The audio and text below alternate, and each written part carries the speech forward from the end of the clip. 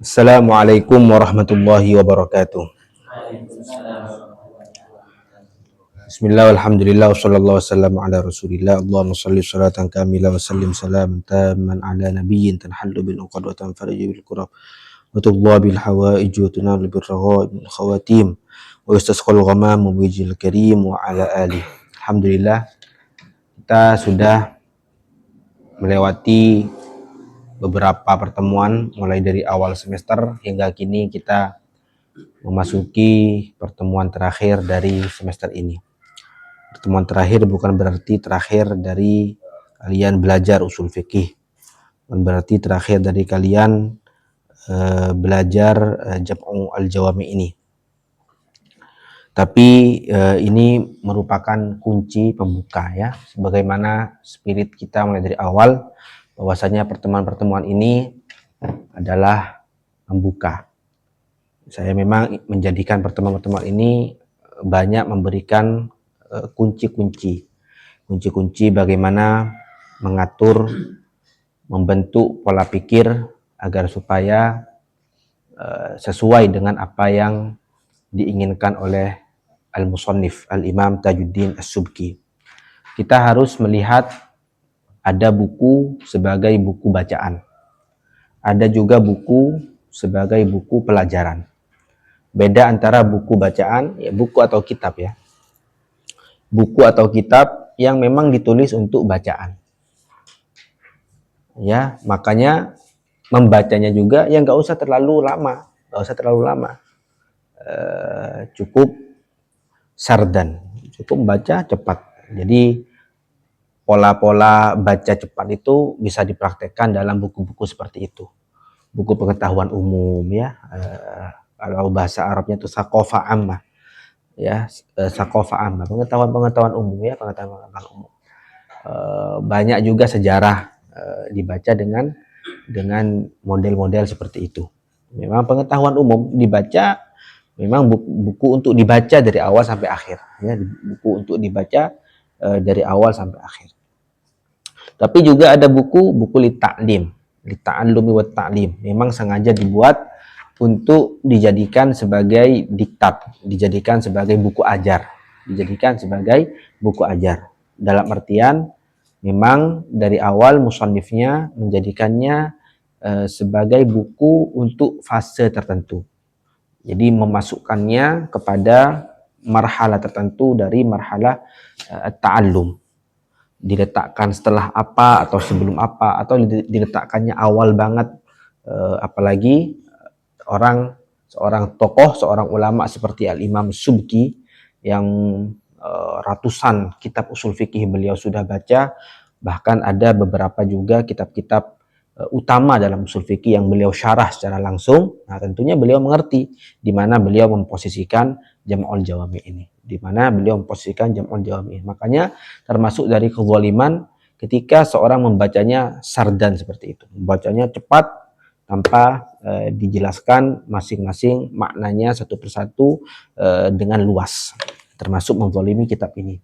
Kecuali kalau sekedar pembuka saja atau sekedar murojaah, ya, sekedar pembuka atau sekedar murojaah. Ada salah satu cara untuk mengingat katanya, cara untuk mengasah kekuatan mengingat di akal kita. Ada salah satu cara yang dikembangkan oleh salah satu penulis modern orang Amerika. Dia menulis buku ini setelah dia itu menjuarai banyak olimpiade hafalan. Menghafal ya bukan Al-Quran ya, menghafal ya bukan juga, tapi banyak juga menghafal hal-hal yang biasanya sulit dihafal. Misalnya menghafal urutan angka, ya, ketika ada ditampilkan di layar ada 100 angka misalnya, diacak. Misalnya 17, kemudian 21, kemudian 52 gitu tuh. Disuruh hafal gitu.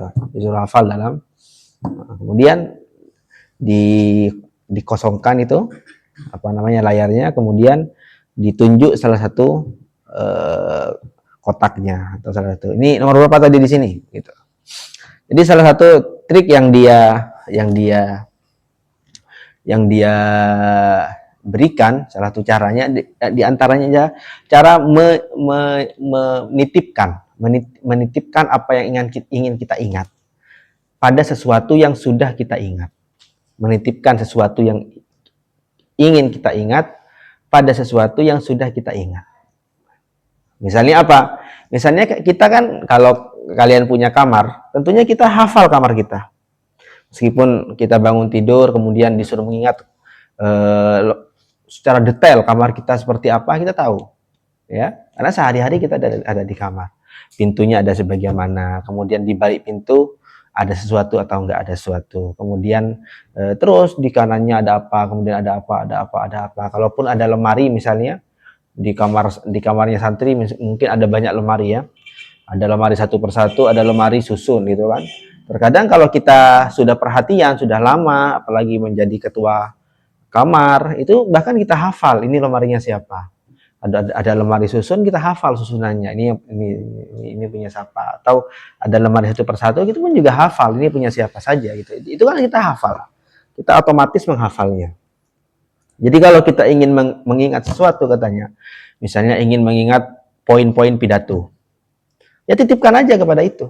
Misalnya poin pidato itu ada 10 poin. Ya. Poin kelima misalnya tentang pentingnya usul fikih. Ya, poin ke-6 tentang hubungan usul fikih dengan filsafat misalnya. Ya daripada nanti kita itu blank gitu kan melihat audiens ya. Kita dituntut untuk tidak menggunakan teks gitu kan. Gimana cara kita ingat poin-poin itu? Gimana cara kita ingat? Titipkan kepada sesuatu yang kita sudah hafal. Misalnya kita titipkan kepada 10 bagian di kamar kita. Ya ada pintu nih, pintu. Saya titipkan muqaddimah di pintu. Kemudian hubungkan antara muqaddimah dengan pintu. Muqaddimah ini pembuka, pintu pembuka juga. Nah, udah. Jadi semakin kamu bisa menghubungkan antara keduanya, semakin kamu ingat. Mungkin kamu ingat ya. Kemudian di sini ada lemarinya siapa gitu kan. Kemudian ada 10 lemari berjajar gitu kan. Hubungkan misalnya di nomor 5 ada lemarinya si fulan ya. Hubungkan dia dengan poin yang ingin kita sampaikan misalnya. Misalnya tentang pentingnya usul fikih ya. Usul fikih. Nah, kemudian ini yang nomor 5 ini lemarinya siapa? Lemarinya Firdaus. Ya cari apa hubungannya Firdaus dan usul fikih.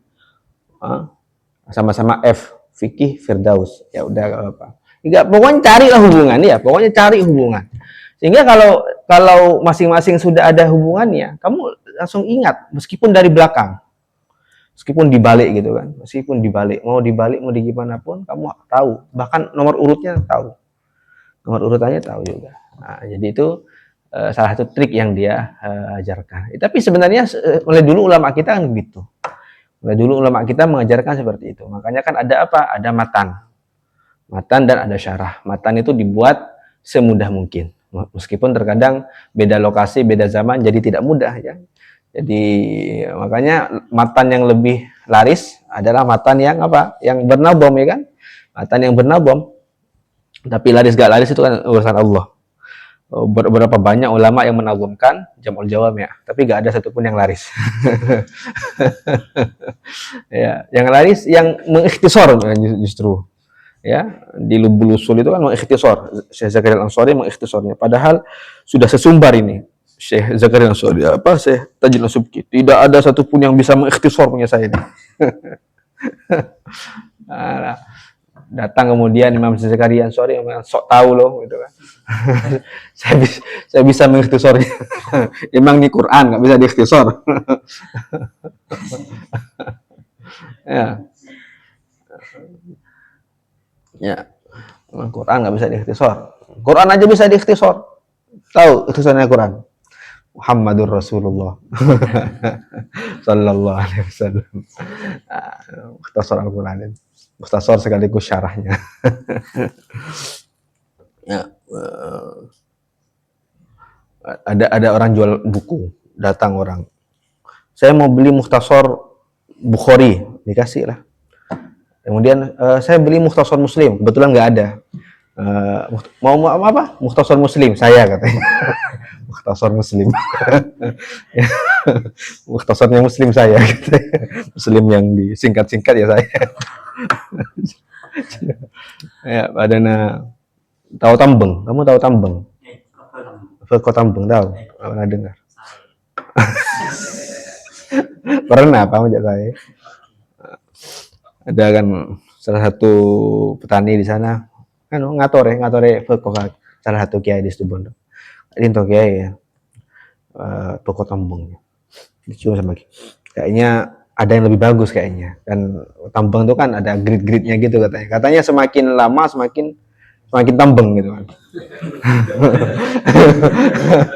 Tanya Kiai, Kiai tanya serius. Maksudnya kamu punya nggak yang lebih bagus dari ini? Bode saya lebih tambeng Kiai. Pertanyaan Kiai. Bode saya lebih tambeng Kiai. Bode Kiai. Apa Tina? Tina jarang bojeng Kiai.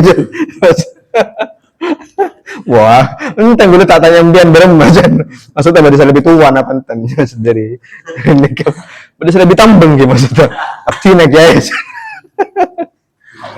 Abtina jarang bojang guys. Wah, benit gue udah tak tanya nih. Tanya. Saya lebih tua dari ini kan. Salah satu masyaikh yang ngajar di Mahat Ali ini punya pokok tambeng. Karena beliau tak patah ngerti kan pokok tambeng. Dilihat sudah lama gitu kan, takut bau atau gimana. Nelpon, "Gula andi pokok nih kakak lampian." Wah, saya beri, seneng dia karena apa? Karena kayaknya nggak tahu kan. Pokok tambeng semakin lama kayaknya dia mungkin buka gudang, lihat ada pokok gitu kan. Ternyata pokok tambeng, dapat harta karun katanya. Kayaknya dapat ya rokok. Nah, jadi seperti itu. Jadi usul fikih matan dibuat seperti itu sama ulama untuk menjadi apa? Tempat kita menitip pengetahuan. Ketika kita membaca kata-kata usulul fikih, dalailul fikih, kita diharapkan ngerti apa saja penjelasan-penjelasan yang ada dalam kalimat-kalimat itu. Makanya kalau buku kitab-kitab ini mau dimasukkan ke Turnitin, itu pasti 90% semua itu. Plagiasi, gak ada yang selamat. Karena diulang itu kan rata-rata kitab syarah kan seperti itu. Rata-rata kitab syarah itu ya 80% adalah syarahnya orang lain.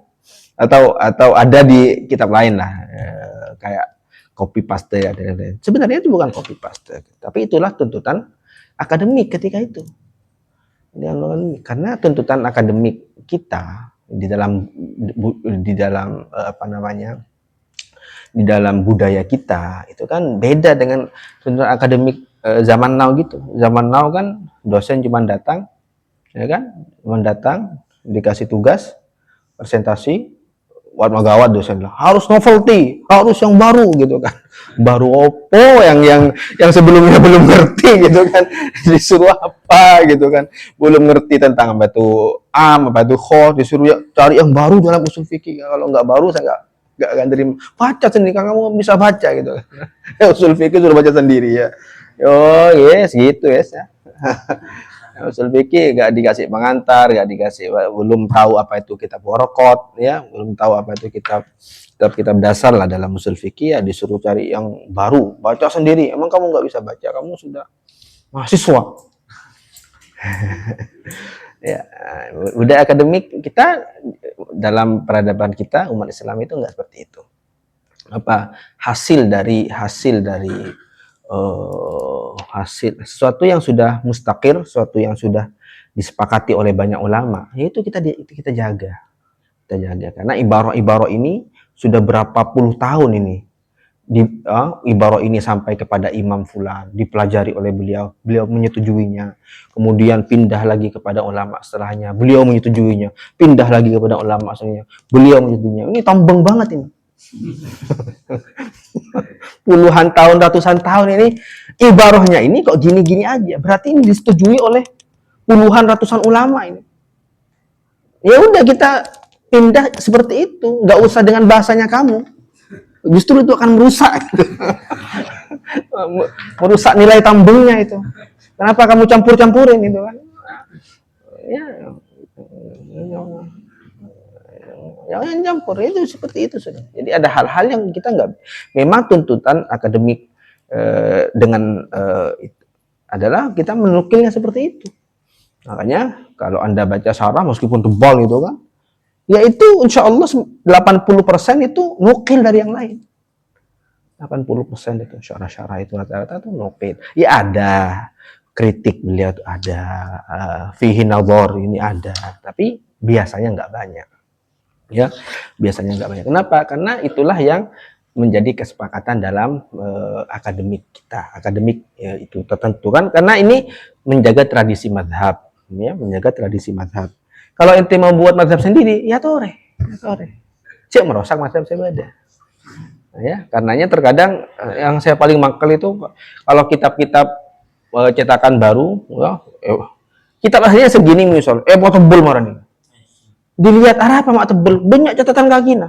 Siapa yang buat catatan kaki ini? Ya Allah, ternyata orang-orang yang nggak tahu dia itu siapa, nggak kenal. Yang lebih gawat boleh, nama muhakkiknya lebih besar daripada nama. Ditulisnya lebih besar daripada musannifnya. Ya, anunya lebih banyak. Ya ternyata beda mazhab ya, beda aliran ya. Ya, biasanya yang banyak-banyak komentar itu biasanya bukan orang mazhab biasanya. Terlalu banyak komentar apa? Tak ngerti.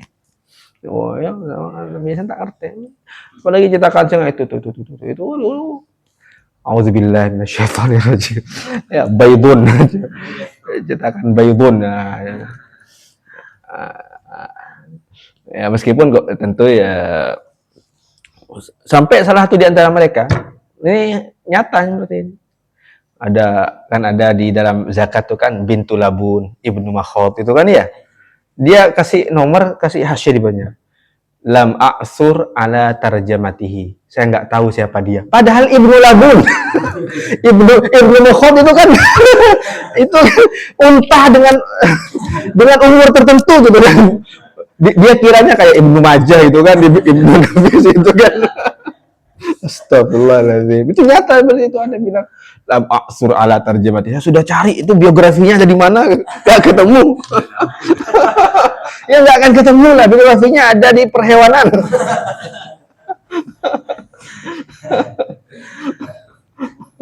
Saking terobsesinya untuk memberikan catatan kaki itu kan. Ya Allah.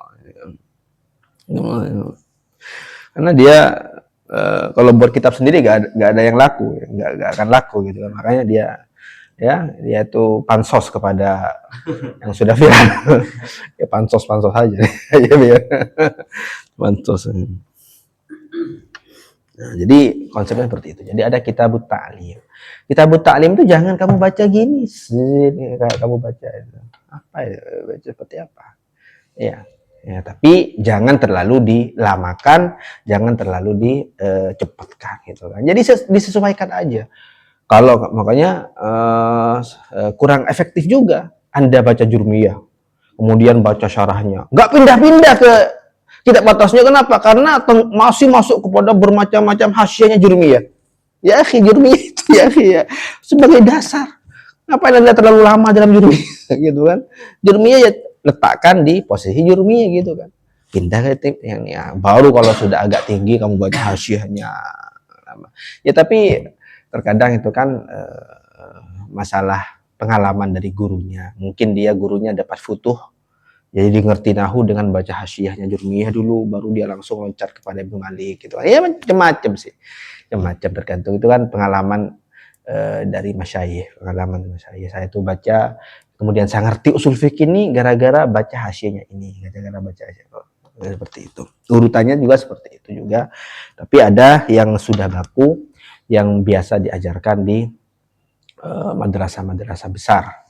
Ya, kalau dikatakan madrasah besar di Indonesia kan ada pondok-pondok besar itu kan yang sudah turun-temurun melahirkan banyak ulama, Sudogiri ya, dan lain-lainnya ya. Begitupun juga dalam tradisi umat Islam itu ada madrasah-madrasah besar. Contohnya Masjid Al-Azhar, contohnya adalah Qorowiyin, contohnya ya madrasah di Syria itu kan banyak menelurkan para ulama seperti itu. Makanya kita baca ini, yang dimaksudkan dari setiap kalimat yang ada di sini apa? Adalah syarahnya. Anda baca syarah, Anda ingat syarahnya, Anda masukkan kembali ke dalam matanya. Nah, gitu. Sehingga Anda ketika baca Dalailul Fiqhil Ijmaliyah, Anda ingat apa itu dalail, apa pembahasan dalam dalail. Kenapa menggunakan kata-kata dalail, tidak menggunakan kata adillah? Kenapa beliau lebih memilih kata dalail daripada adillah? Makanya ingat kata-kata beliau di muqaddimah apa? Ada di muqaddimah sini apa di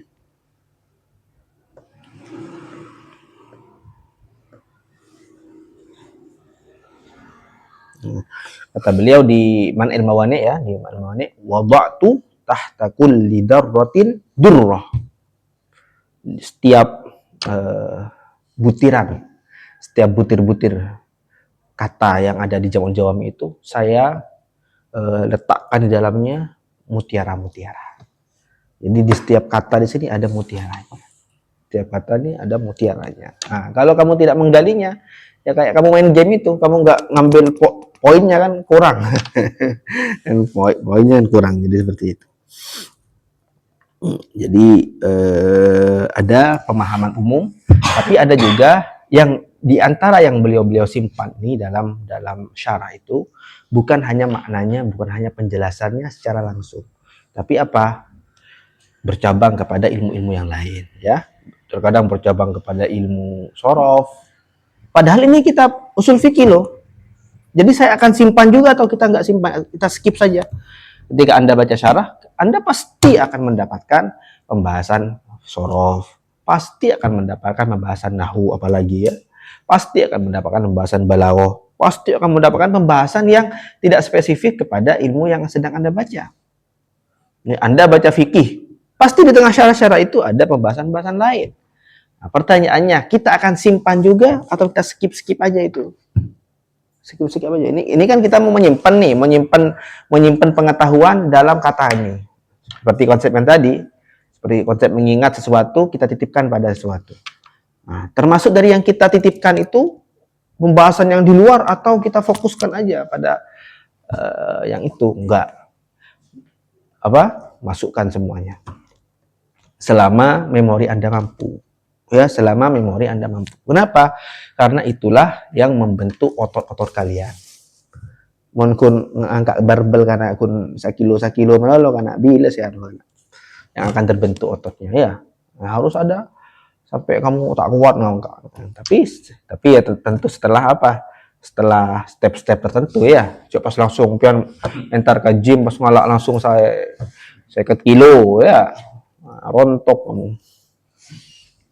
Nah, jangan langsung yang seperti itu, tapi harus bertambah, itu harus bertambah harus. Kenapa? Untuk meningkatkan ketahanan, kemampuan gitu ya, meningkatkan itu. Nah, adanya pengetahuan di syarah itu memang dimaksudkan untuk memperluas kita bacaan kita ya, memperluas bacaan kita itu dimaksudkan untuk diketahui, dimaksudkan untuk dibaca. Di samping juga membuat Anda itu ada membentuk psikologi kalian, membentuk psikologi apa? Ada namanya at-ta'anni. Apa at-ta'anni? Untuk pelan-pelan dalam dalam mengetahui ilmu itu pelan-pelan, butuh waktu. Tak ngerti kok begini. Jangan ditinggalkan sama sekali. Dan pas tinggalkan, tapi niatkan untuk nanti kembali lagi. Kalau sekarang masih sulit di bagian ini, gak masalah, di skip dulu. Tapi nanti kembali lagi jadi salah satu barokah mempelajari matan dan syarah ini apa? Salah satu barokahnya adalah untuk membangun mental, membangun psikologi seorang alim ya, agar supaya pelan. Dan ini penting untuk kita menghadapi era zaman sekarang. Eranya apa zaman sekarang?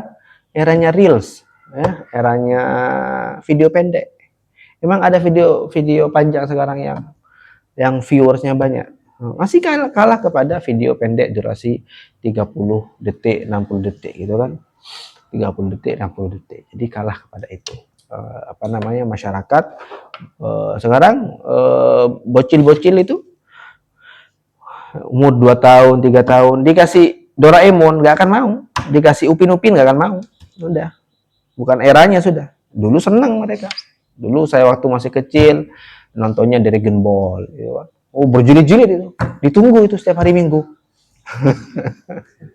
Setiap hari Minggu ditunggu, Keras Sakti. Oh, ya, Keras Sakti sehingga apa namanya? Menunggu lama itu masih mau kita mau. Bayangkan generasi sekarang nggak bisa nunggu lama. Nggak bisa menunggu lama. Dikasih hibur, padahal itu jelas-jelas hiburan ya, jelas-jelas hiburan yang memang objeknya adalah anak-anak kecil. Anak-anak kecil. Tiba-tiba sekarang anak kecil kita nggak nonton itu sudah. Nonton Reels gitu. Nonton YouTube nggak ada yang buka itu, apa namanya, video-video yang durasinya 10 menit, nggak ada. Rata-rata sudah yang cepat-cepat itu sudah. Cepat-cepat. Kita harus siap dengan tantangan itu. Nanti gimana caranya mengajar generasi yang hidup kecilnya kayak gitu. Gimana kamu mau ngajari usul fikih, ini matan, ini syarah, ini hasyiyah itu gimana caranya?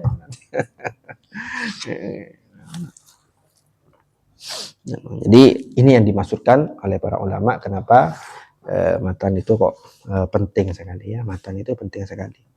Meskipun masyayikh sering mengatakan hafalkan matan, tapi saya termasuk dari orang yang susah ngafal.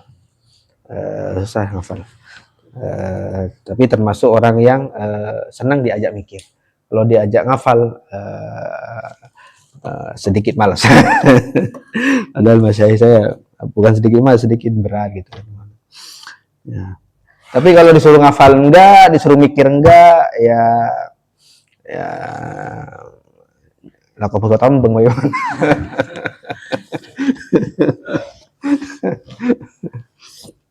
Ya, jadi la ilaha ula wa la ilaha ula. Ini seru banget. Beda seorang saya tipe dia dalam mengajar hafal. Masya Allah. Mensuruh hafal itu Masya Allah. Sampai ke syarahnya hafal. Sampai ke hasyah-hasyah itu hafal. Hafal bin nas. Hafal bin nas ya. Hafal bin nas. Dengan nasnya itu hafal. Hafal. Yang banyak ini masyayikh yang kafif ya. Masih masyayikh yang tunanetra. Wah, hafal, masya Allah. Kalau suruh, kalau mau dikte beliau udah sama persis dengan yang jangankan di matan, sama syarah-syarahnya itu sama dengan syarah-syarah sama. Dia ada tiga. Kenapa? Ya karena kita di zaman sekarang mungkin jangankan masyayikh yang sudah ratusan tahun dulu ya. Satu Kizaini aja ini nggak bisa digantikan oleh satu kiai, nggak bisa. Tapi perannya beliau satu ini nggak bisa digantikan oleh satu. Perannya harus dibagi-bagi kepada banyak. Kayak kan nggak TV, orang mau beliau nggak TV. Nah, jadi jangan jauh-jauh pada beliau ya. Makanya kalau ulama dulu beliau ya ahli ini, nggak apa. Kita tuh kamu bagian ini, kamu bagian ini. Nah, ya kan sekarang ada istilah majma. Ya, mujtahid untuk satu orang itu sulit sekarang. Bahkan kita bisa pastikan nggak ada mujtahid di zaman sekarang. Mujtahid zaman sekarang siapa? Ya majma. Ya kita majelis kumpul. Ada ahli ini, kumpul. Ya, makanya ijma relatif lebih sedikit daripada ijma di zaman dulu. Di zaman dulu kan padahal media komunikasi kan sulit, transportasi juga sulit. Tapi ijma banyak. Ijma itu banyak. Di zaman sekarang padahal kan gampang aja sebenarnya. WA gitu kan, kita bikin grup WA isinya para ulama gitu kan. Ayo para ulama, ayo padahal kita bisa bikin grup WA gitu kan. Atau kita langsung bisa Zoom meeting gitu kan. Ayo gimana? Oh, ini ulama-ulama sudah ini. Oh, ya saya setuju. Wah, ijma ya sudah. Secara konsep kan gitu, tapi nggak ada itu. Padahal sudah diundang terkadang, tapi jarang ada ijma di zaman sekarang ini. Jarang ada ijma di zaman sekarang. Padahal secara konsep lebih mudah justru. Ya. Kenapa? Karena di samping juga lila ilmihnya juga kurang, ya.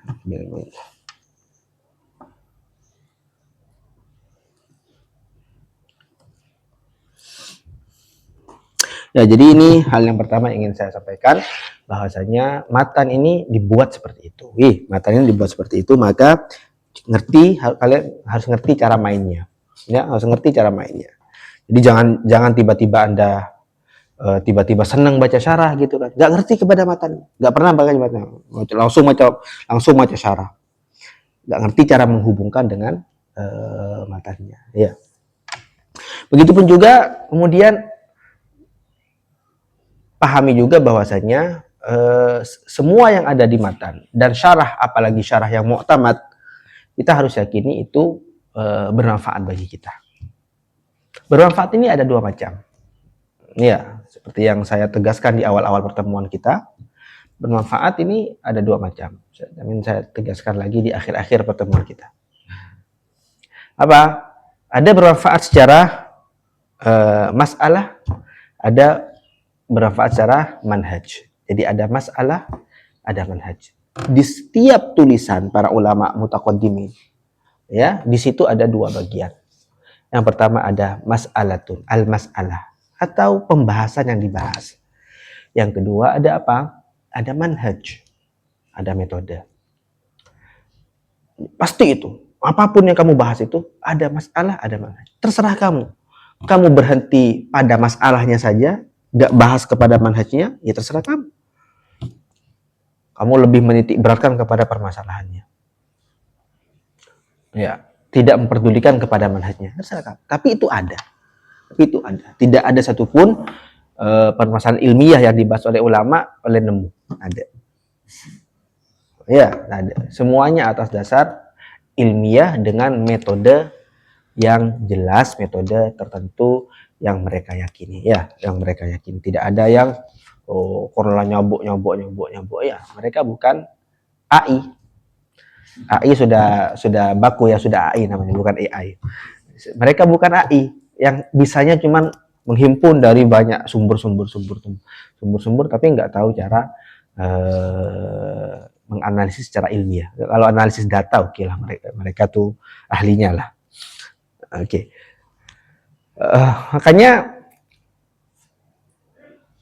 ini penting, bahwasanya semua permasalahan yang dibahas oleh mereka di dalamnya tersimpan metode. Anda tahu metodenya, Anda nggak tahu, itu bukan masalahnya mereka, bukan masalahnya para ulama, tapi Anda yang nggak masuk ke situ. Apa bedanya? Permasalahan itu penting dan nggak boleh dan nggak bisa, ada orang yang ahli dalam ilmu tertentu tanpa dia mengenal permasalahan yang sebelumnya. Tiba-tiba ada dokter spesialis tapi dia nggak pernah praktek. Praktek itu apa sih? Praktek itu kan melihat permasalahan, melihat bagaimana dokter-dokter yang sebelumnya menyelesaikan permasalahan itu. Ya kan? Ada orang kecelakaan, ya, melihat gini. Ini kan ada banyak permasalahan di situ.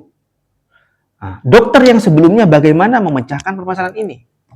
Dokter muda harus melihat itu, gini. Kalau itu sudah aman-aman aja, nggak butuh ada pembaruan, nggak butuh ada perkembangan, ya udah biarkan aja. Nggak semuanya harus kamu cawe-cawe ikut untuk memperbarui dengan dalih harus ada pembaruan dalam segala sesuatu, nggak bisa.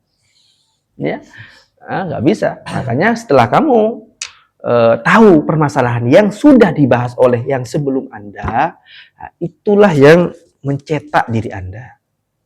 Makanya mengetahui masalah fikih sama seperti itu.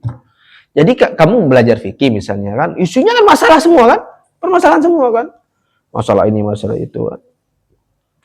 Isinya puluhan ribu permasalahan, isinya bahkan ada yang jutaan masalah dalam satu kitab besar. Itu apa pentingnya kita bahas masalah itu? Apa permasalahan yang sudah kalau bahasa Arabnya itu apa? Afaan zaman. Sudah expired sudah. Di zaman kita sudah nggak ada lagi. Apa contohnya? Yang ada di kitab fikih permasalahannya, tapi di zaman kita sudah nggak ada. Budak, apa lagi? Budakan, apa lagi?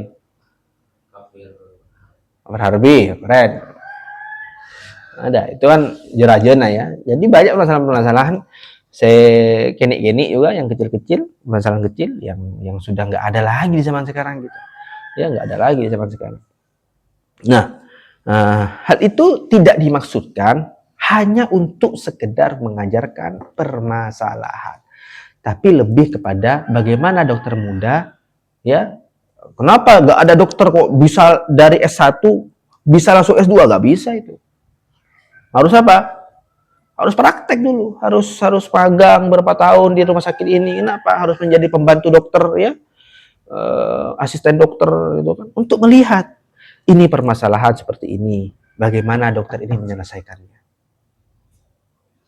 Itu sama konsepnya dengan kitab-kitab fikih. Kita diperlihatkan oleh ulama-ulama kita, ini permasalahan yang terjadi di zaman kita, di zaman sebelum kita. Ini loh cara-cara ulama kita menyelesaikan permasalahan itu. Cara ulama menyelesaikan masalah itu seperti itu. Ya, ulama menyelesaikan permasalahan itu, nah, gini caranya. Nah, gini caranya. Terlepas ada perbedaan ulama atau ada kesepakatan ulama gitu kan. Nah, itu yang menanamkan kepada kita maharoh. Apa maharoh? Keahlian, teknik, ya. Menanamkan teknik kepada kita. Iya, menanamkan teknik kepada kita. Sama kalau kamu mau menjadi seorang ahli dalam syair. Nggak bisa kamu tiba-tiba belajar arut, kemudian kamu bersyair, kemudian kamu jadi ahli syair. Mimpi. Ya, kamu ketemu sama jin pun dan diberikan satu pertanyaan dan satu permintaan dan bilang saya mau menjadi penyair tanpa saya mempelajari syair-syair. Mimpi. Nah, mimpi kenapa? Karena kalau kamu mau menjadi penyair, ya harus hafalkan itu syair-syair itu. Mu'allaqat. Ya, katanya nggak akan mungkin bisa jadi penyair yang handal tanpa menghafal 1000 syair. 1000 bait syair. 1000 bait syair. Terlepas setelah itu kamu melupakannya atau enggak, ya. Yang dihafal itu juga harus bait-bait yang keren-keren. Kalau kamu ngafalnya cuman alfiyah saja, gak cukup untuk membuat kamu jadi seorang penyair. Karena alfiyah bukan contoh yang baik dalam syair. Alfiyah itu kan ilmu nazam. Beda antara nazam sama syair. Ya, puisi-puisi yang dengan perasaan membuat orang menangis itu kan, membuat wah gitu kan. Mana ada orang nangis macam alfiyah? Mana orang yang jadi baper alfiyah? Ya, bukan. Saya sudah hafal alfiyah, tapi gimana saya nggak bisa penyair? Ya bukan, itulah. Itu bukan, nggak nyambung gitu. Ya, nggak nyambung. Karena bukan itu tujuannya alfiyah dibuat. Kamu kayak tabu, mental bodrek, nggak nyambung. Ya, saya sudah minum obat apa? Bodrek, ini. Ya, bodrek warna cetak, ya, nggak nyambung.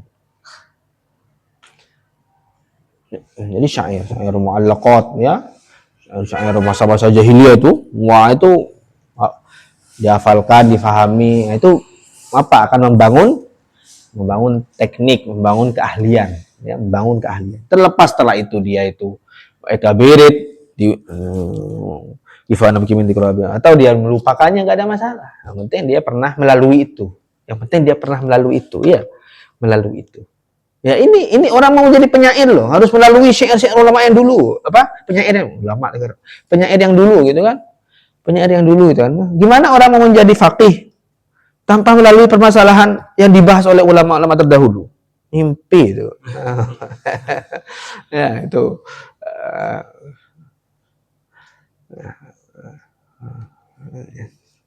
ditanya pernah baca apa syarah dari syarahnya Minhaj? Gak pernah. Apa itu Minhaj? Minhaj. Ya, apa itu Minhaj? Gak tahu. Tiba-tiba cuma sudah menjadi apa namanya? Ketua MUI apa gitu, mana gitu. Itu bahaya. Dia nggak pernah melihat, nggak pernah magang, ya, nggak pernah magang di rumah sakit kok. Tiba-tiba jadi dokter spesialis tuh piye ki? Konsepnya piye ki? Gimana konsepnya itu? Barbar dia aja dulu surga. Indonesia banget kamu.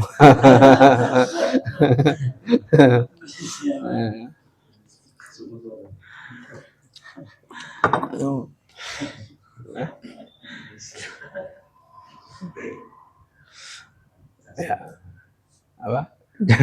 jalur jalur melesim bukan jalur tes sim jalur beli bukan sim jalur tes pokoknya mana ada orang nyupe salbu cantik orang oleh nama lesim oleh nama lesim baru paling kan.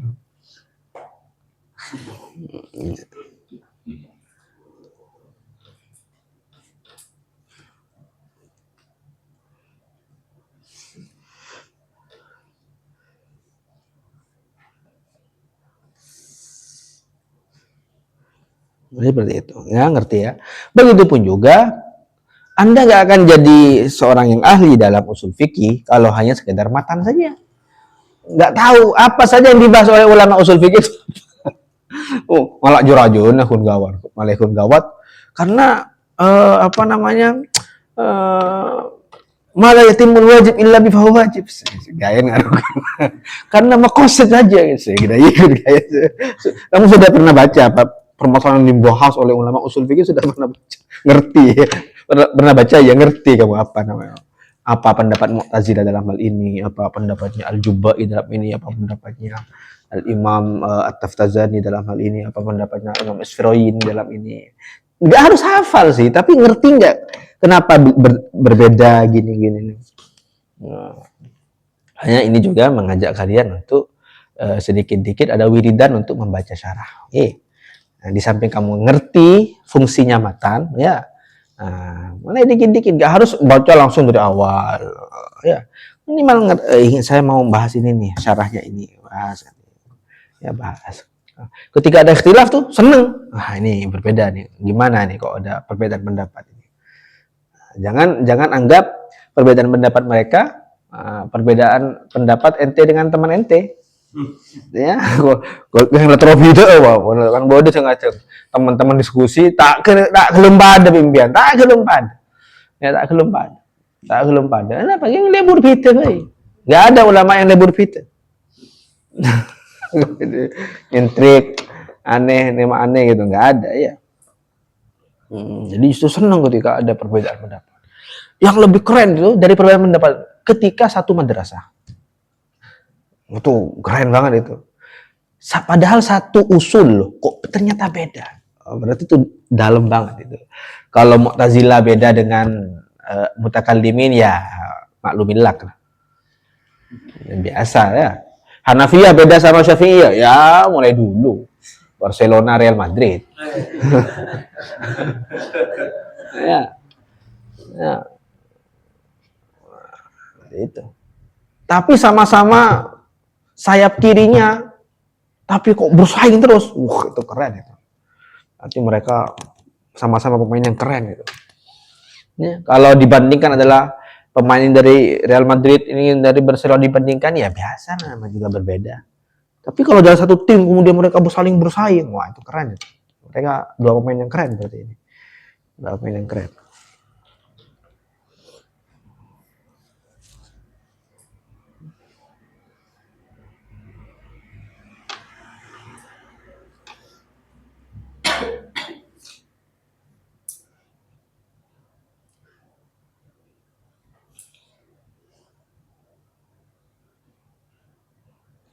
Ya, seperti itu ya.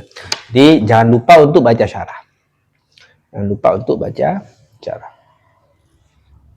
Jangan lupa untuk baca syarah. Nggak tahu kenapa tiba-tiba sudah habis aja waktunya ya. Sudah tiba-tiba kita sudah berapa bulan nih? 3 bulan ya. Ada kita dari bulan apa? Kita mulai dari Syawal atau Dzulqa'dah? Dzulqa'dah kayaknya. Dzulqa'dah. Dzulqa'dah pertengahan, Dzulqa'dah, Dzulhijjah. Haram, Safar.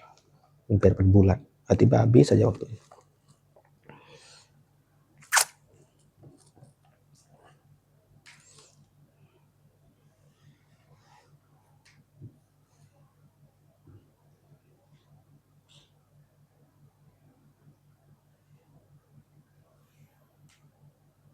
Jadi jangan lupa untuk membaca syarah. Jangan lupa untuk membaca syarah. Baca gak usah banyak-banyak dulu. Baca satu part, satu bagian dari syarah ya.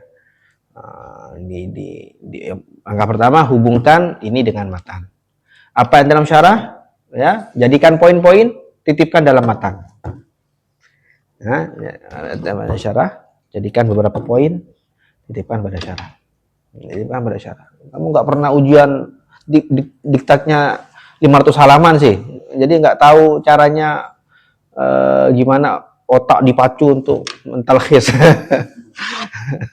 Dulu kalau ujian ya Allah, apa namanya, diktatnya itu minimal 250 halaman ya. 250 halaman. Lembar jawabannya nggak ada, lembar jawaban satu halaman itu nggak ada. Lembar jawabannya itu 12 halaman. Lembar jawabannya. Ya, mungkin setengah halaman kan tong kelentongan ya kan. Kan tuh langsung tak baca bisa sudah. Langsung ngapa mau nius itu ngale full itu, oh baca gitu. Kita ngale setengah paling malas dosen baca. Dulu di zaman-zaman agak awal, tapi semakin ke sana semakin ke sini. Katanya sekarang sudah ada mulai ada model apa namanya, pertanyaan ABC sudah masuk, ternyata sudah. Ini pasti gara-gara terlalu banyaknya orang Indonesia. Ya. Tapi masya Allah kemarin yang ranking 1, kalau bisa katakan ranking di fakultas yang paling bergengsi, justru orang Malaysia. Keren ya. Mengalahkan orang-orang Mesir, orang-orang. Tapi baru kali ini orang Malaysia jadi juara 1. Dulunya biasanya kalau nggak orang Mesir, orang Nigeria, orang Indonesia. Antara itu yang jadi juara 1. Sekarang orang Malaysia ternyata sudah makin keren. Berarti berhasil orang-orang Indonesia. Kenapa? Karena rata-rata yang ngajar orang Malaysia di Kairo itu orang Indonesia. Sudah mengalahkan gurunya. Jadi, kalau sudah hampir ujian lihat diktatnya banyak itu kan 300 halaman gitu. Udah dia tuh di samping baca ada yang teman-teman tuh mentalkhis sendiri dalam beberapa poin. Kemudian ya rata-rata sudah hampir ujian itu kurang sehari, ya udah kemana-mana talkhisannya sudah dihafal. Talkhisannya sudah yang dihafal.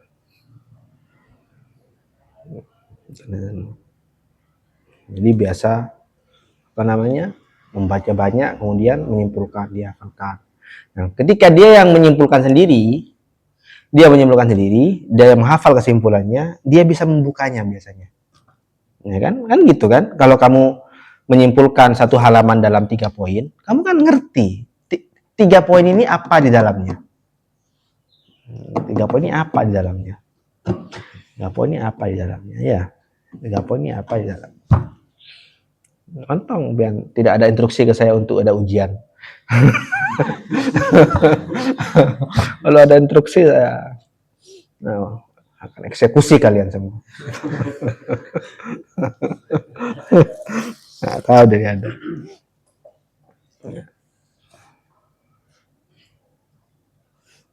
Jadi itu apa? Bagus untuk teknik membuka dan menutup, apa? Menyimpulkan dan membuka kesimpulan. Membuka itu penting, menyimpulkan dan membuka kesimpulan. Menyimpulkan dan membuka kesimpulan. Menyimpulkan satu teknik, membuka kesimpulan itu teknik yang lain. Jadi punya 2 teknik yang berbeda ya. Nah, terkadang ada orang yang bisa menyimpulkan, ada yang menyimpulkan, apalah boleh, tak ngerti boleh apanya mana. Ketika disuruh dijabarkan lagi nggak bisa dia. Nah, ketika disuruh dijabarkan lagi nggak bisa. Ada orang nggak bisa menyimpulkan, tapi menjabarkan dia bisa. Ada orang yang bisa dua-duanya.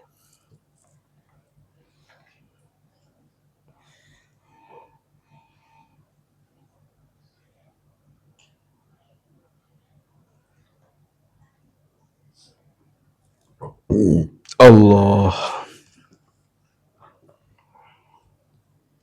Jadi nggak usah jauh-jauh. Kalian cukup baca beberapa baris awal aja.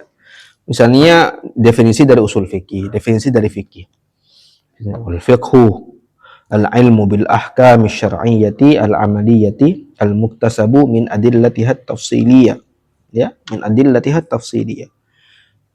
Mulai ingat-ingat syarahnya, ya. Jabarannya mulai dari apa itu definisi al-fiqhu lughatan. Ya. Al-fiqhu lughatan. Kemudian apa hubungan antara fi'il madhinya ya? Apakah fi'il madhinya ini faqiha ataukah faqaha ataukah faquha? Jadi fiqhun di sini diambil dari fi'il madhi yang mana? Fi'il madhi yang faqiha. Kalau secara benar semua. Jadi bukan benar ya, boleh. Boleh faqiha, bisa faqaha, bisa faquha. Nah, al-fiqhu ini diambil dari yang sulasi yang mana nih? Apakah ala wazni nasoro, ala wazni alima, ya, atau ala wazni karuma, seperti itu. Atas wazan yang mana?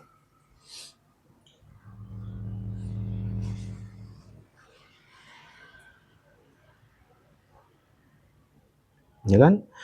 Ketika saya membuka lagi file itu, misalnya al-ilmu bil ahkam, saya mendapati dari file-file itu yang pernah tersimpan al-ilmu, ada pembahasan tentang alif lam, ya, alif lam dalam al-ahkam ini, dalam al-ahkam. Hanya sekedar li ta'rif saja, ataukah di istighraq, ataukah apalagi mana? Lil ahdi.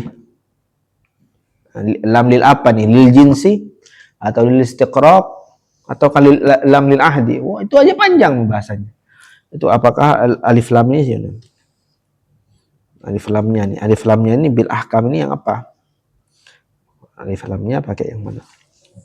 Kemudian kenapa menggunakan jamak? Kenapa enggak al-ilmu bil hukmi syar'i? Al-ilmu bil hukmi syar'i. Kenapa menggunakan jamak?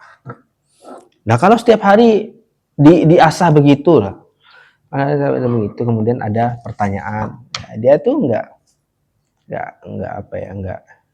ciut nyalinya karena sudah terbiasa seperti itu.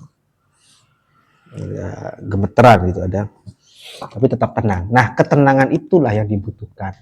Ketenangan, enggak gerusa-gerusu bahasanya politikus. Ya, ketenangan menghadapi sesuatu. Ketenangan bahwasanya nggak ada yang menuntut kamu untuk menjawab instan. Nggak ada yang menuntut kamu untuk menjawab instan. Nah, gimana kalau belum selesai? Kamu nggak akan ditanya oleh Allah kenapa belum selesai. Tapi kamu akan ditanya oleh Allah ketika kamu menjawabnya cepat dan salah. Nah, itu. Ini kan sudah ada permasalahan yang baru. Gimana? Ya, gimana? Ya. Allah nggak pernah mengangkat AI jadi mufti.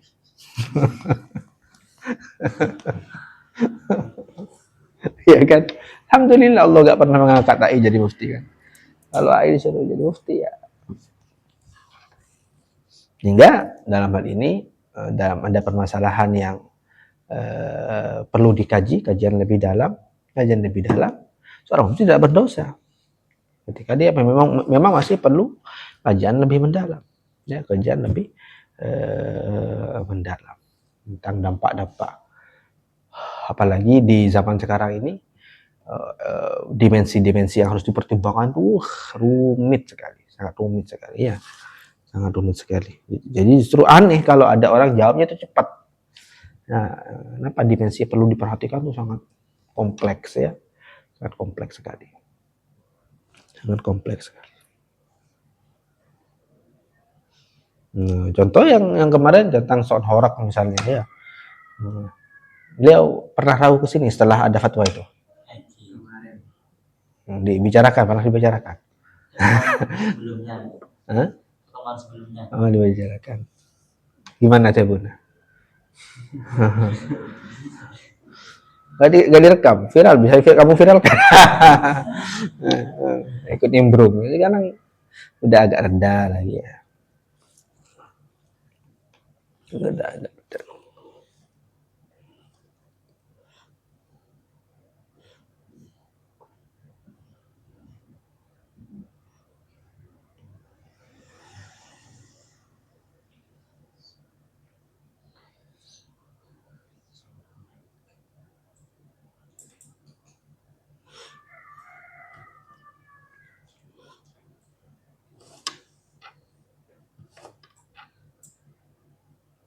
Yuk kita diskusi apa perlu yang kita diskusikan.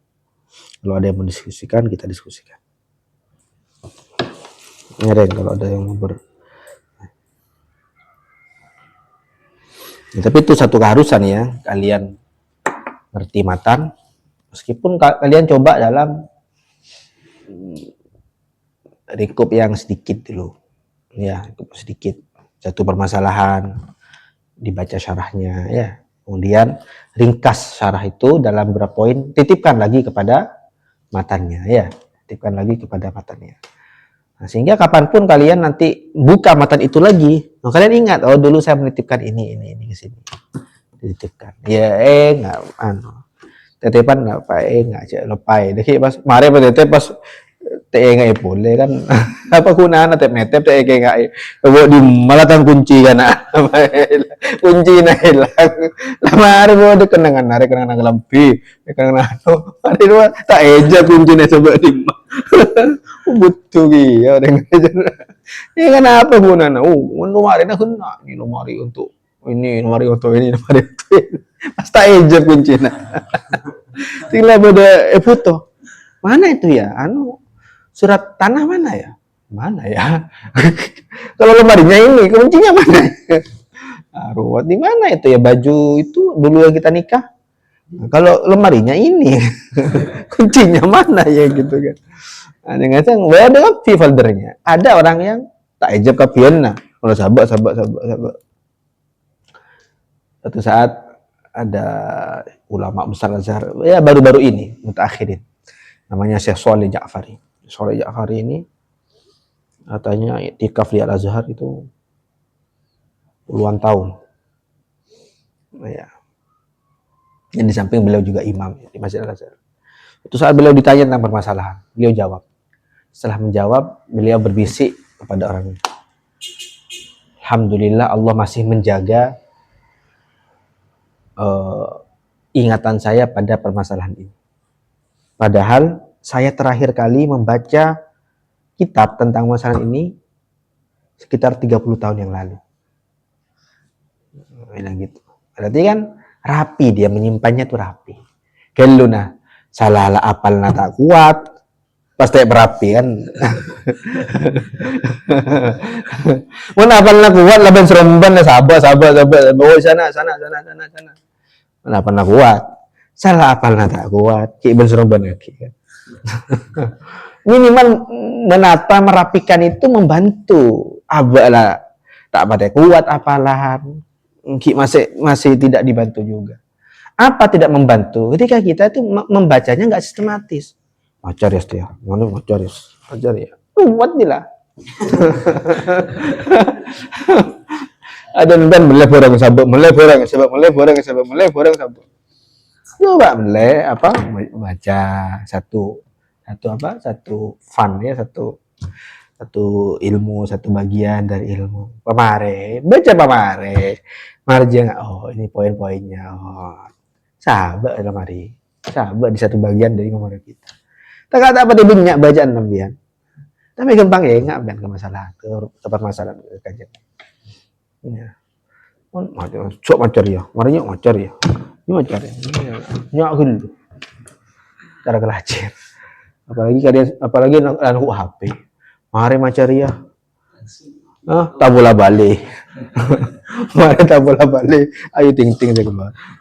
Ada kan kuat ya. Ya.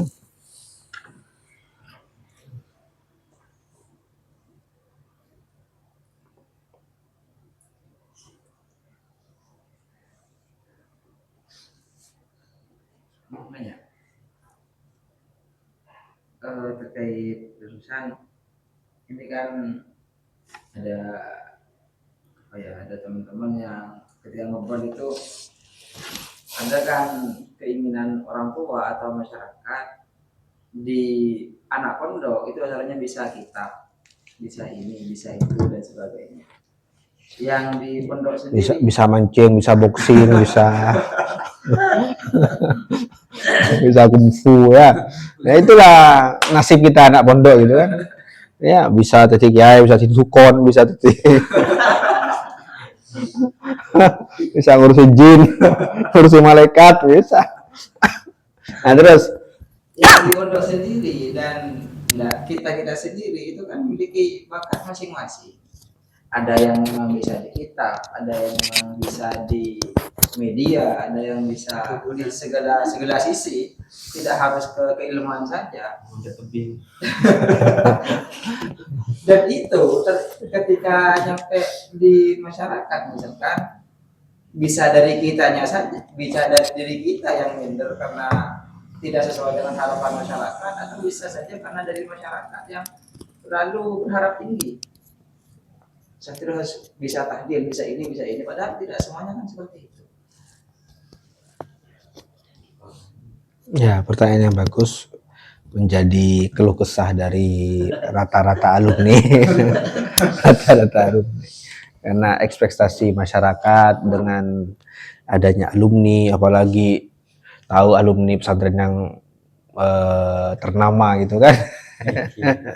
Punya nama besar di masyarakat, tentunya ekspektasinya tinggi gitu kan. Ekspektasinya tinggi masyarakat. Makanya yang jelas apa, teman-teman? Yang jelas kita ini, apapun yang kita pelajari di pesantren, monggo silakan. Kalian belajar apapun, monggo. Selama itu dibolehkan untuk dipelajari di pesantren. Tapi ada satu hal yang harus kita ketahui. Kita tuh mondok, kita tuh nyantri. Kita nggak kuliah di luar. Kita nggak kuliah di tempat yang tidak ada kaitannya dengan figur tertentu. Ya kan? Kita berada di tempat yang ada kaitannya dengan figur tertentu. Terlepas figur itu kita hidup di masa beliau atau tidak, gitu kan? Misalnya Tancung dengan Ki Zaininya, Tancung dengan Ki Hashimnya, gitu kan. Terlepas kita nutut masanya beliau atau tidak. Ya, Sokoratje dengan Ki As'adnya, ya. Genggong dengan Ki Hasan Sepo. Itu nggak bisa dilepas. Nggak bisa dilepas baik dari pesantren ataupun juga dari santri. Nggak bisa dilepas dari pesantrennya, dari santrinya. Kalau ternyata baik, saya poci kayak Hasan aku. Suksesan. Ya, nama Ki Hasan yang semakin besar. Kalau tidak sukses, ya namanya juga yang dipertaruhkan. Nama beliau juga yang pertama kali dia orang bukan kamunya. Ketika kamu sukses, yang pertama kali dia orang adalah ya Zaini Barokah. Gitu kan. Ketika agak sukses juga yang nama beliau juga yang dipertaruhkan gitu kan. Berarti kita belajar di lembaga, di yayasan yang terkait dengan figur tertentu. Maka sudah konsekuensi sejak awal. Namanya juga santri. Sukses tidaknya santri itu bukan dari seberapa banyak ilmu yang dia kuasai. Bukan juga nanti gimana dia. Tapi lebih daripada itu, sukses tidaknya seorang santri di pesantren tertentu adalah seberapa banyak visi misi kiainya itu dipahami oleh santri. Dipahami oleh santri. Visi misinya kiai itu dipahami oleh santri. Kong langkong, lebih-lebih kalau santri ini bisa ikut serta dalam memperjuangkan visi misinya kiai. Misalnya Kiai Fulan, visi misinya itu adalah taklim, lebur ke taklim, macur beliau. Jadi memang thariqatuhu adalah taklim, thariqahnya adalah taklim. Maka santri sukses versi kiai ini adalah santri saya senang ngaji kitab dalam hal ini, ya. Ngaji kitab dalam hal ini. Ya. Meskipun dia kemudian juga menjadi seorang yang pakar, ahli dalam bidang lain, ya. Tapi dia bahkan ada semangat untuk mau ngaji itu bahkan di tengah kesibukan dia menjadi seorang bisnismen misalnya. Tapi dia masih luangkan waktu untuk norok ngaji. Itu berarti sukses. Jadi sukses tidaknya santri itu, perlu kita pahami adalah seberapa paham santri itu kepada visi misi kiainya. Karena sejak awal dia mau mengikat dirinya bukan hanya kepada ilmu, bukan hanya kepada lembaga, tapi juga dengan figur. Tapi juga ada figur. Kecuali kalau lembaga itu memang nggak ada figurnya. Ya memang sejak awal nggak ada figur yang terlihat gitu kan, nggak ada figur yang terlihat. Nah, itu lain. Ya kampus di luar kan nggak ada figur yang terlihat. Misalnya kampus Gajah Mada, apakah ada figur yang semua mahasiswa terikat dengan dia? Nggak ada. Nah, kita sebagai orang pesantren gitu. Hal pertama yang berkaitan dengan sukses tidak suksesnya adalah seorang santri diukur dari seberapa banyak dia terkiaikan. Terkiaikan. Kan gitu fokusnya, terkiaikan. Mau ikut serta dalam visi misinya kiai. Ya, visi misinya kiai. Kiainya ahli Quran. Mana-mana ngaji terus. Jadi apa yang membuat kiai ini bangga? Ya pesantren kan lebih ngaji Quran kan gitu kan. Ngaji Quran, libur ngaji Quran. Ya, ngaji Quran kan seperti itu. Jadi ukurannya seperti itu. Maka dalam hal ini kalau kita sudah mondok di satu tempat, nah itu yang harus kita titik beratkan, saya ini di mana dalam visi misi. Dan nggak harus sama tentunya. Nggak ada kiai yang mengharapkan semuanya santrinya jadi kiai juga, nggak ada. Itu omong kosong kayak gitu. Rasulullah saja dari semua sahabat Rasulullah, ada berapa banyak sahabat Rasulullah? Ada berapa banyak? Ada sekitar 150.000 lah, kita katakan seperti itu. Ya kok nih 140.000, 140.000. Situ Bondo aja 600.000. 600.000 orang. Kecamatan saya itu 60.000 orang. Python lebih banyak pasti. Ya, warga Probolinggo lebih banyak saya yakin daripada warga Situbondo. Itu kan sedikit kan. 2 kecamatan yang dulu, 2 kecamatan yang beriman kepada Rasulullah. Kalau diukur dengan orang sekarang, pemilu tak ada menang tidak. Pilkada tak ada menang gitu. Nanti suara tetap boleh butuh tak menang. Pilkada itu tak kita menang gitu. Pilkada kota-kota besar ya. Kota besar. Ya, 150.000 itu sedikit. Dari 150.000 itu yang jadi ulama berapa sih? Ulama dalam artian konsisten dalam terus ngajar terus gitu kan. Berapa sih? Sedikit. Kata Ibnu Qayyim itu sekitar 25 orang saja. Dari sahabat Nabi yang konsisten mengajar. Banyak yang berjihad ya, banyak yang aktif dalam dagang, aktif dalam kemasyarakatan gitu. Tapi semuanya kan Masya Allah, semuanya Masya Allah, semuanya radhiyallahu anhum wa radwan. Radhiyallahu anhum wa radwan. Nah, ini penting untuk kita itu bagaimana mengaplikasikan semua sahabat Nabi. Tidak semua sahabat Nabi adalah perawi. Dari 150.000 itu, perawinya mungkin mungkin yang merawikan hadis ya, mungkin nggak sampai 10.000. Al-Muksir yang banyak meriwayatkan, apalagi nggak sampai 15 orang yang banyak meriwayatkan hadis. Yang riwayatnya sampai di atas 1.000 hadis itu sedikit sekali. Tapi masing-masing sahabat Nabi adalah fotokopi dari Rasulullah. Masing-masing dari sahabat Nabi adalah hadis Nabi. Secara periwayatan mereka beragam, tapi masing-masing mereka bagaikan hadis Rasulullah. Ya, bagaikan fotokopinya Rasulullah. Ya tentunya fotokopi pada saya cek jelas pada saya. Tapi masing-masing fotokopi.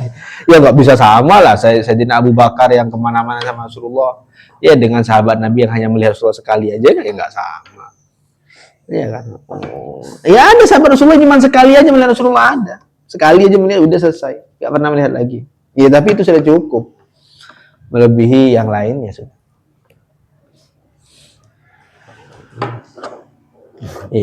Nah, jadi pasti santri itu juga tahu diri, ada kebutuhan masyarakat yang berbeda-beda. Ya, kebutuhan masyarakat itu ada kebutuhan dasar, tahlil, Berarti tahlil itu ya wajib lah, masa bagi santri tak apal tahlil itu kan ruwet itu.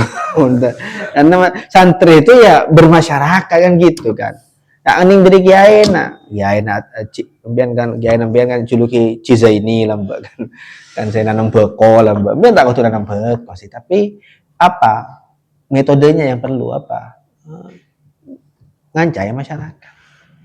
Ngancai masyarakat.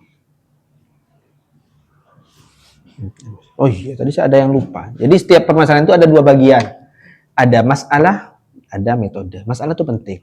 Pentingnya masalah seperti yang saya katakan tadi, sebagai praktek. Sebagai praktek yang real, praktek nyata dalam kenyataan. Yang kedua ada apa? Yang kedua ada metode. Ya, metode itu tak kalah pentingnya juga. Bagaimana pembahasannya dibahas.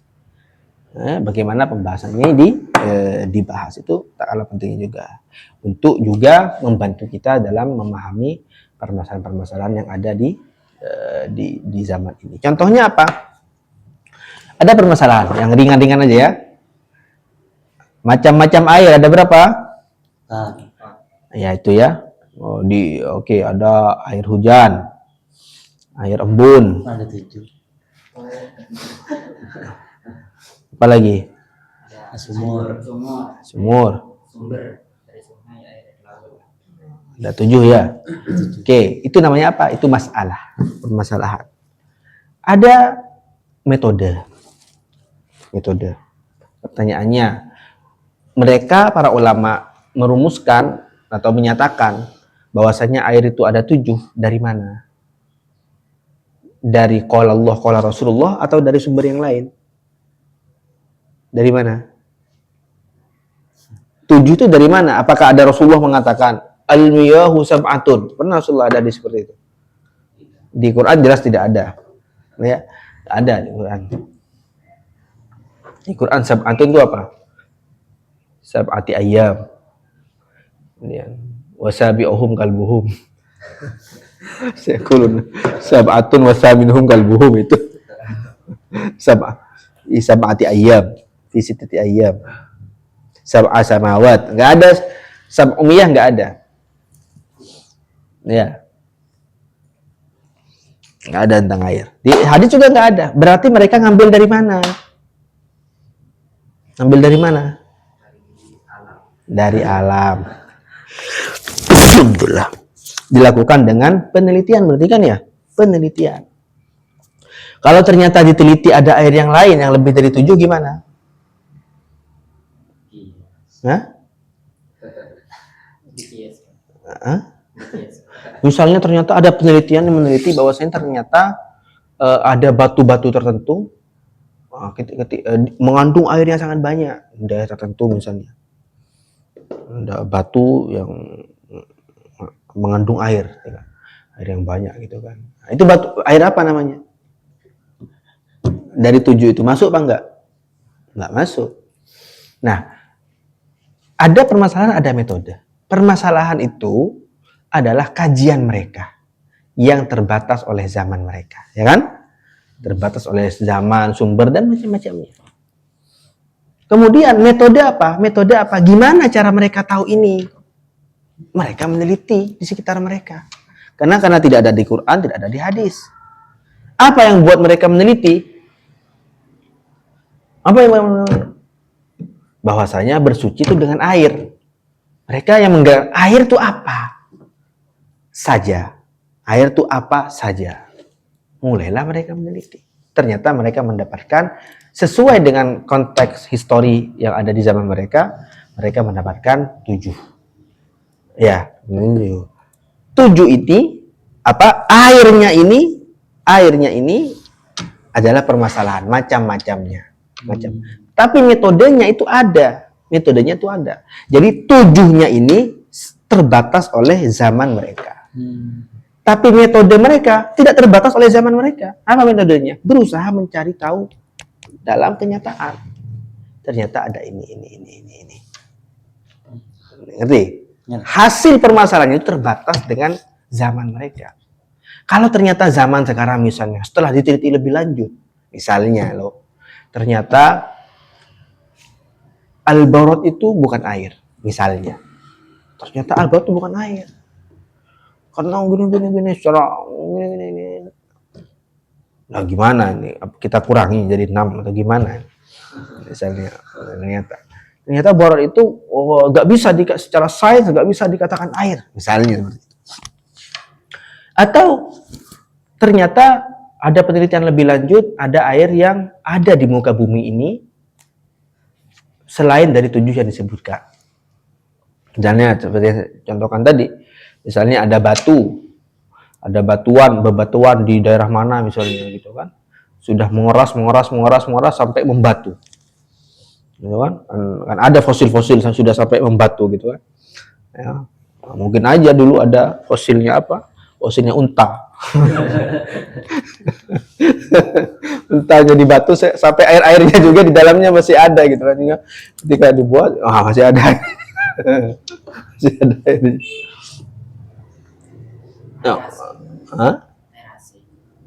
Air AC, termasuk juga air AC. Tahu air AC? Yang beda AC, nyap-nyap air. Itu kan nggak ada di dunia mereka, nggak ada dulu. Padahal AC mungkin ada yang menampung airnya kan, kadang ada timbanya ya kan, kadang timbanya tuh nggak sampai sehari udah full, udah penuh. Ini bisa nggak dibuat wudhu ini, apa enggak? Nah itu metode, artinya ada permasalahan, ada metode. Permasalahan itu terbatas dengan kemampuan, dengan dengan waktu ya. Sedangkan metode itu timeless, tidak terbatas dengan waktu. Metode itu tidak terbatas dengan waktu. Maka hasyiyah wa fi zamanina gitu nanti hasyiyahnya wa fi zamanina miyahun ukhra ya ghairus sab'ah wa fi zamanina miyahun ukhra ghairus sab'ah wa minha ma'u asi. Apa lagi? Banyak air-air sekarang yang nggak ada di zaman dulu. Aki, ya kan? Jadi serabu aki kan? Di antara juga hasil air suling dari kan banyak air-air yang kotor banget tuh kan, kadang ya kan? Kemudian diproses sehingga menjadi ya kayak gitu. Terutama air-air di perkotaan ya. Limbah-limbahnya tuh diproses lagi ya, dikasih bahan kimia itu kan air proses, itu kan air hasil proses. Jadi air ini nggak tiba-tiba gini ya, nggak tiba-tiba gini, tapi itu hasil proses dari kotor banget, bau banget ya kan, bau banget, tiba-tiba jadi sebening itu ya, tapi dengan proses dan ada mungkin bahan-bahan kimianya. Nah, ini gimana hukumnya nih, masuk kepada yang 7 apa enggak masuk pada yang 7, masuk yang 7. Misalnya juga apa, air suling dari air laut difilter sehingga kandungan asinnya sudah berkurang atau hilang. Ini air apa namanya nih? Nggak ada di zaman dulu. Ma'ul bahri, nggak ada yang bilang ma'ul bahri ya, ma'un nahri. Nah apa mau ini dari laut? Ya udah 3 sudah nih. Udah 3 tambahnya 10. Tilka asyaratun kamilah. Jangan dipatenkan tapi Allah Ta'ala tilka asyaratun kamil. Berarti ya air itu ada 10. Kan?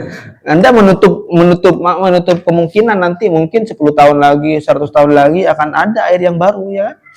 Akan ada air yang baru. Bisa jadi nanti Elon Musk berhasil pergi ke Mars gitu kan. Dia akan kok aing dari Mars ke sini gitu kan. PDAM, perusahaan daerah air Mars. Ini dia melihat misalnya air Mars ternyata punya kandungan yang sangat menyehatkan sekali ya, yang tidak ada padanannya dengan air di bumi. Akhirnya dia komersilkan. Water from Mars gitu kan. Dijual sebotol berapa gitu. Dan beda pertanyaan nanti, kalau wudhu dari air ini gimana, boleh Pak? Ya, boleh apa enggak wudhu dengan air ini gitu kan? Nah, jadi semua permasalahan yang ada di kitab-kitab tulis itu, ingat ada dua bagian. Ada sisi permasalahan, kajian ilmiahnya, ada sisi metodologi. Kalau kajiannya mungkin terbatas dengan pemahaman ketika itu, ya, terbatas dengan waktu, terbatas dengan lingkungan, terbatas dengan kajian-kajian itu, ya. Nah, dan terbatas itu makanya terbatas karena bisa berubah. Namanya juga berkaitan dengan sesuatu yang bisa berubah. Berkaitan dengan sesuatu yang bisa berubah, maka bisa jadi itu berubah. Contoh lagi ya, contoh. Orang-orang dulu banyak menerjemahkan alaqah. Dengan apa? Dengan segumpal darah. Alaqah dengan segumpal darah. Menjadi mudghah, segumpal daging. Ya, terjemahannya seperti itu. Kemudian orang-orang di objin, orang-orang di bagian ilmu-ilmu kedokterannya, bagian kehamilan itu, bagian objin, nah, itu banyak yang protes. Dalam sains itu tidak pernah ada tahapan janin itu menjadi segumpal darah, tuh nggak ada. Nggak ada tuh, segumpal darah tuh nggak ada dalam tahapan itu. Dalam proses perkembangan janin dari air mani berubah menjadi apa juga. Nggak ada tuh, segumpal darah tuh nggak pernah ada. Nah, ditanyakan ke Gus Bah dengan santai jawab aja. Ya kita kembali kepada Al-Quran. Al-Quran bilang apa? Alaqah. Siapa yang bilang darah? Ini yang penerjemahnya. Di zaman itu karena mungkin pahamnya seperti itu, ya diterjemahkan seperti itu. Tapi kan alaqah ma ya'laqu, suatu yang menempel. Yang menempel itu kan nggak mesti darah. Mesti darah. Jadi bukan salah Qurannya, salah penerjemahnya. bukan salah juga sih. Ya karena nukena mereka gitu. Mereka dzalika mablaghuhum minal ilm. Itu sudah. Sampai situ sudah. Enggak salah karena mereka taunya sampai situ. Taunya sampai situ.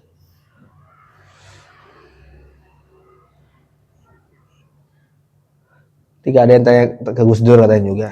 Setelah makan daging, kok enak tapi aneh gitu kan.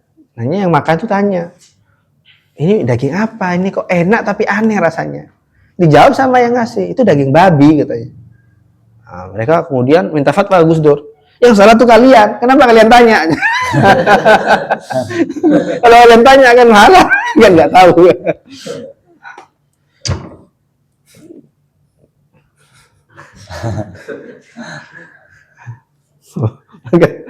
Ya punya dulu tanya kan rumah kita kan. Saya tanya kan nggak tahu sih, cuma awam. Awam. Oh, nyaman dia orang awam, kan tak pasti berat pertanyaan. Awam dia nekat. Ya, ada nama apa? Jabun kedul wafir. Mon niat acur, nyaman. Coba ampian bawa mobil, ada tulisan apa? Belajar. Mobil selain yang ngalah, ampian jangan biar pun. Oh, ki acur. Ki acer ya. Mobil yang lain maklumi, oh ki acer. Itu baru kedul wafi. Dan apa-apa, roh niat acer. Bojong, niat acer dia. Nanti malaikat roh wacer biasa.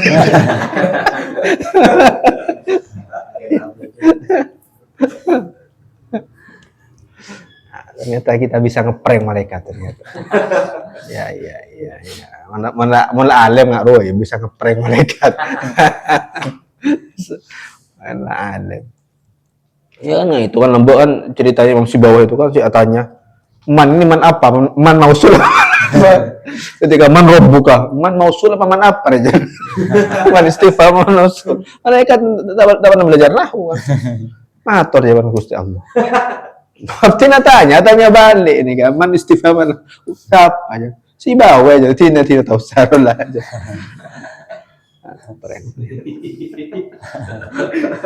Beri boleh Abu Nawas anyar ini, Kedul Wafi, di bawah anyar. Mau nabu nawas yang ngeprank malaikat, aku ilabun saya kona aja. Tanya ki, wow. Apa tanya ki kok lagu kok labit mate. Lalu yang labun lah kona.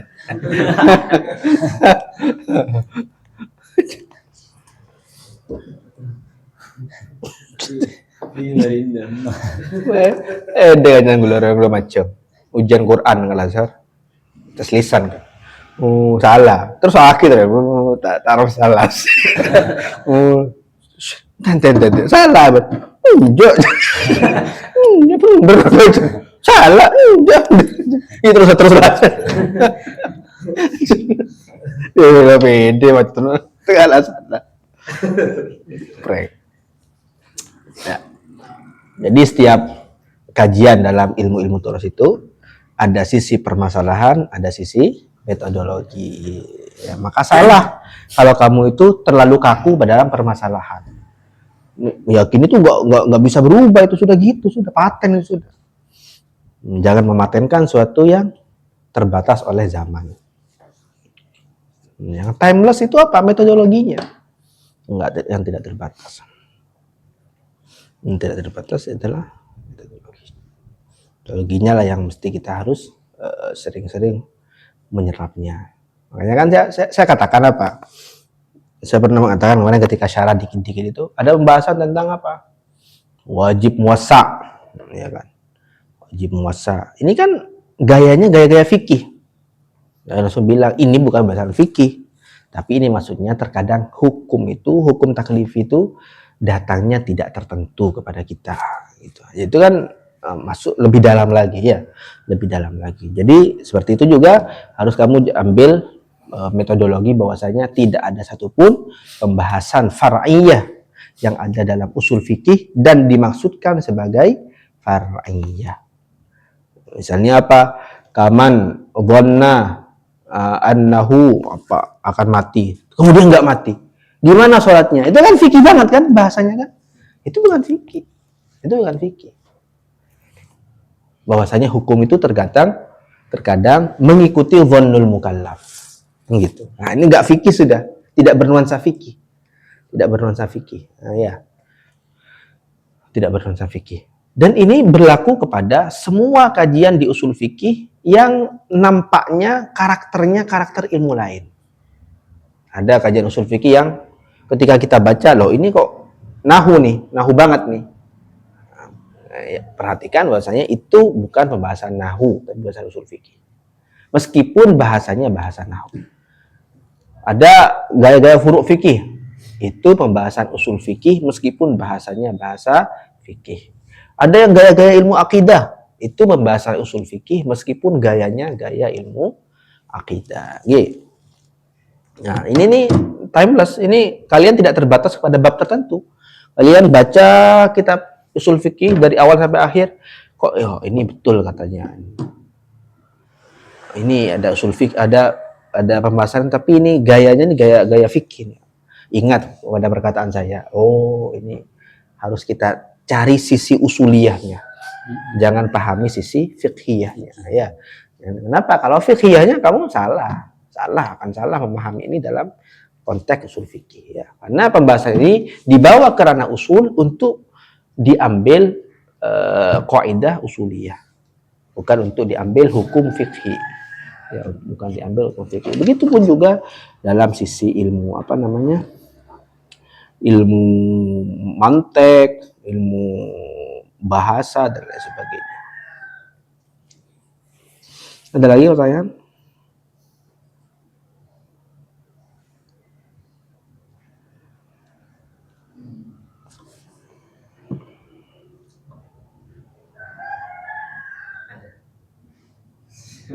Silahkan. Ini terkait barusan karena di pesantren ini banyak orang yang berbeda, sehingga pemahaman kami dan dari teman-teman yang saya saksikan sendiri, ada yang memang tidak mau mondok, bakatnya di kedokteran, rencananya mondok jadi seloring doang. Sehingga ketika di pondok ya ada memang yang rajin, ada yang tidak sama sekali, ada yang sampai melawan. Sehingga memang apa ya, keinginan orang tua dan anak ini beda. Anaknya pengen jadi dokter, orang tuanya pengen anaknya jadi pengen ngaji misalnya. Ya. Kalau secara khusus memang ada pergeseran makna nyantri di zaman dulu dengan di zaman sekarang. Nyantri di zaman sekarang itu banyak yang dengan konsep tempeng luar, tempeng rosak luar, bangu apa itu baik. Taka tak bejeng, taka kuntedung malole pontu, bangu jauh lebih penting lebih baik di dalam. Dan ini akan terlihat nyata fenomena ini di pesantren besar. Di pesantren besar. Meskipun saya mondoknya di pesantren yang tidak besar, kecil-kecil dulu. Tapi saya melihat nyata ini di pesantren yang besar atau pesantren yang di tengah kota besar. Ada pesantren Bumi Sholawat kayak gitu di Sidoarjo. Nah, dengar pesantren Bumi Sholawat. Masuknya aja 45 juta. Kalian di sini berapa? 10. Itu sudah punya saya seru. Ya, punya saya seru. Kalau di Bumi Sholawat ada 35, ada 45, tergantung mau sekolah apa. Apa sekolah yang bertaraf internasional atau yang unggulan. Jadi bisa 35, bisa 45. Jadi santri yang paling miskin katanya, paling miskin. Saya paling belencana melolo, uang jajannya aja 1 juta. Itu yang paling kiri di antara teman-teman. Itu uang jajan aja, bukan uang. Ya. Oh, di dalam pesantren ada kafe, benih kun. Jadi sudah jajannya bukan Torabika, bukan Top Kopi, bukan. Iya, ya kopinya ala kafe. sudah one shot apa double shot. Sudah itu. Ya. Saya sering ke sana. Jadi memang katanya beberapa pengurus di sana, karena banyak pengurusnya juga yang alumni Al-Azhar. Di sini sebenarnya rata-rata orang tuanya itu nggak muluk-muluk sih, nggak punya target apa-apa, nggak punya dalam keagamaan ya. Kalau rata-rata targetnya mereka dalam pelajaran umum. Nah, saya ingin nanti anak saya masuk ke Universitas Airlangga, UNER. Saya ingin nanti masuk ke UGM. Rata-rata seperti itu tujuannya. Makanya kan ditekankan, karena apa? Karena wilayahnya juga tuntutannya seperti itu. Wilayah Sidoarjo, Surabaya kan tuntutannya seperti itu. Mereka itu kalau musim-musim PMB, mereka itu buat stand di mall-mall gitu kan. Jadi kiranya gitu kan, kayak misalnya ada stand Honda gitu kan di mall untuk promosi gitu kan. Mereka sudah punya booth di mall-mall gitu kan, PMB sih. PMBBS gitu. Ya. Bahkan saya dengar di Madura itu, di kalangan wong-wong sugih Madura itu, orang-orang sugih Madura itu mulai ada tren baru. Kalau mobilnya orang kaya di Madura tidak ada stiker BS-nya, berarti orang sugih. Anan kita untuk Bumi Sarawati, orang sugih. Ya, sebagian itu dampak-dampaknya. Tapi yang jelas di sana ini ingin apa? Ingin menyediakan, ada loh pondok NU yang nggak tidur di lantai gitu maksudnya. Ada loh tuntutan zaman ya, tuntutan zaman. Yang disasar juga orang-orang tertentu ya, bukan masyarakat ada orang tertentu. Ya orang yang mampu lah tentu. Mun 45 juta kan Boleh untuk 10 tahun tak ada 45 juta aja. Ya. Seperti itu. Ya katanya memang seperti itu. Kita orang tuanya nggak punya tuntutan yang aneh-aneh di sini. Mereka tuh rata-rata ya, rata-rata pingin anaknya itu selamat dari pergaulan bebas, itu aja cuma. Dari itu saya memberikan punya beberapa kesimpulan. Awalnya saya tuh masa pondok mahal gini apa manfaatnya. Ternyata setelah melihat langsung memang ada objek tertentu yang ditarget. Ya, karena anak orang kaya kemudian nakal. Nah, itu sulit itu dampaknya besar itu. Daripada anaknya orang miskin nakal. Karena anak orang kaya tuh nakal, dia kemudian jadi pejabat, wassalam itu sudah. Negara yang jadi. Kalau anak orang miskin nakal, paling copet, rampok, ya. Yang terdampak dari copet itu kan nggak besar kalau kita bandingkan dengan dampak jahatnya pejabat, ya kan? Dampak pejabat jahat itu besar dampaknya itu. Seharusnya KTP kita tuh secanggih itu seharusnya. Tapi kita tuh bisa tap gitu seharusnya. Tapi gara-gara dikorupsi KTP kita, KTP itu dikorupsi, proyek yang ambisius dulu itu dikorupsi, triliunan itu. Sehingga KTP kita ya masih difotokopi. Apa-apa masih fotokopi KTP. Fotokopi KTP. Asli, nah kalau nggak dikorupsi itu, secanggih itu KTP kita. Bisa ngetap ya. Masuk tol, nggak usah beli kartu tol. Bisa KTP kita dimasukin. Itu aja. Itu kan dampaknya nasional gitu. Sementara yang korupsi mau dibebaskan beberapa saat lagi. Jahat orang kaya kalau sudah jahat itu. Ya.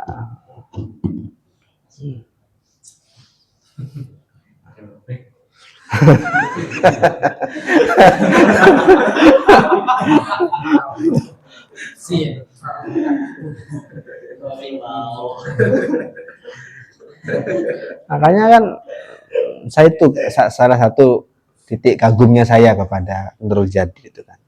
Di saat banyak pesantren lain yang menjaga jarak, bahkan jaraknya sangat jauh dari kantor-kantor pemerintahan, NJ sudah masuk, sudah punya banyak kader di sana gitu kan, punya banyak kader di sana. Nah, yang kemudian semakin tahu semakin butuh kita untuk ada orang-orang di pemerintahan gitu kan. Ternyata visioner ya, gitu. Punya kader-kader sudah Masya Allah sampai tingkat nasional ya. Kan di situ Bondo dulu di awal-awal ada santri mulai nyalak ya, nyalak. Setelah selesai pilihan, gue menang rata-rata alumni NJ. Ini tanpa mereka maksudkan, maksudnya tanpa mereka ayo kita nyalak semua, enggak, masing-masing udah, karena mereka sudah terbiasa ke organisasian gini. Ternyata banyak banget yang jadi, banyak banget. Sampai sekarang ketua DPRD-nya alumni Tanjung. Sudah beberapa generasi sudah DPRD Situbondo itu ketuanya dan banyak diisi oleh alumni NJ. Kenapa? Karena NJ lebih dulu dalam urusan ini daripada pondok lain yang lambat dalam hal ini ya. Sokoraci aja lambat untuk punya kader di pemerintahan. Setelah Sokoraci lah, saya kayak As'ad nih, saya adik Situbondo lah dulu. Lambat. Nah, dan tapi itu juga tribunal salah satu masyai Tanjung, Kiai Zaini pakai Hasyim, montang santriongku, sakoni. Saya pernah dengar, wallahu a'lam siapa Kiai NJ mengatakan seperti itu. Tapi kalau nggak salah Kiai Zaini bisa ditasheh kepada alumni senior. Mon saya betul-betul lang hantres aku nih. Tapi tempong sakrosak luar. Pokoknya pun tuh kan gitu kan. Ya, makanya juga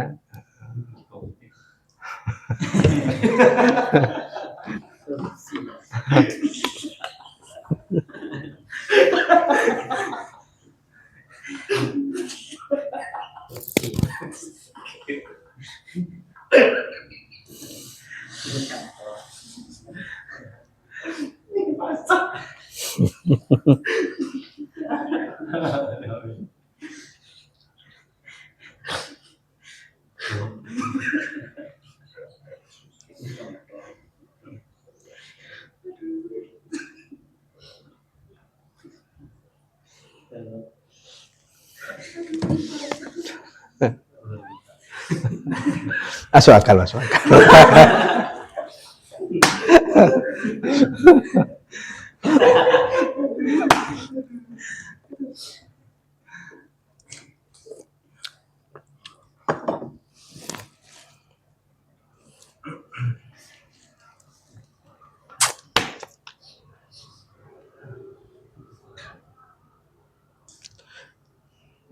Dan perkembangan zaman juga yang membuat kita sudah lebih gampang bertemu ya. Kalian kalau ingin kita sharing tentang apa, langsung kalian WA di grup ya, kita ingin kajian ini, ngaji ini atau membahas ini, boleh kita diskusi bareng nanti. Tapi selama waktu kalian utama yang di dalam pondok ya, memungkinkan untuk itu. Kita nggak ngerti nih, kita bisa Zoom. Nah, Zoom kan santai.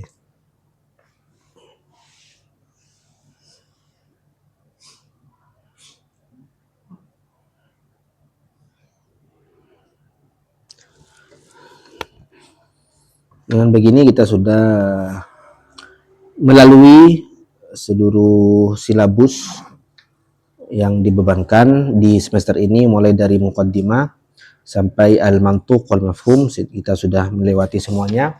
Tentu ada yang dijelaskan secara panjang, ada yang secara dikit-dikit. Tapi maksud saya memang kunci-kunci pemahamannya itu perlu diperhatikan agar supaya kalian harapannya baca bab apapun dalam kitab ini diberikan kemudahan. Baik, demikian apa yang bisa saya sampaikan mulai dari awal semester sampai saat ini. Tentunya minta maaf karena waktunya selalu berubah. Terkadang hujan, terkadang panas, terkadang tempatnya juga berubah. Terkadang di Zoom, di YouTube, terkadang juga di sini. Dan juga seringkali banyak candanya juga. Ya, mungkin ya nasib kalian lah ketemu saya. Siapa suruh.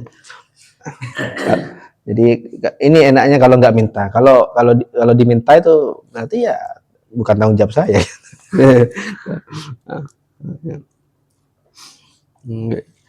Di Wali Songo itu di Kiholil ada yang tanya, kenapa Kiai kok nggak ada tulisan plangnya?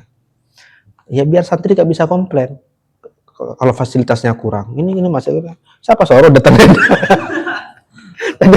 saya datang dan saya aja pelanggannya nggak punya gitu.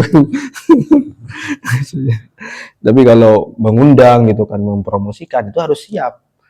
Kalau nggak mempromosikan, ya salahnya kamu datang ke saya. Jadi kalau mengundang harus siap. Kalau nggak mengundang, ya terserah. Seadanya gitu konsepnya ini. Artinya kalau kamu mengundang orang, kamu harus siap. Tapi kalau orang itu datang sendiri, ya nyaman datang tibi. Nyaman datang tibi, baru. Karena saya seperti itu juga. Salah nggak? Siapa nyuruh saya? Ya sudah jodohnya lah.